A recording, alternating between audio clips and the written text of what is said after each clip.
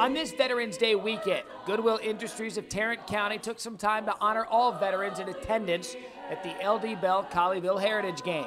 And last night, one special combat wounded veteran was the lucky recipient of a special evening. In partnership with Chase Bank and with the support of Goodwill, the Military Warriors Support Foundation surprised Brian Ball and his wife Jessica by awarding them with a fully renovated mortgage-free home in Cedar Hill.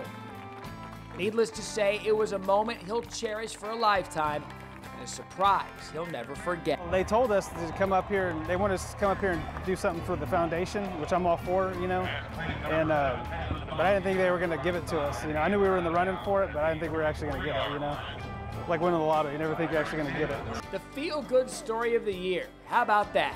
Be sure to tune in next week as we hear Sergeant Ball's military story in our Chevrolet's Inside High School Football True Heroes 4-part series.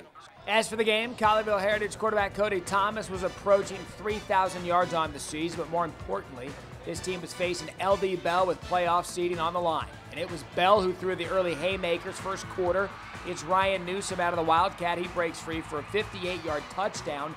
7-0 Bell, and the Blue Raiders would jump out to a 21-0 lead.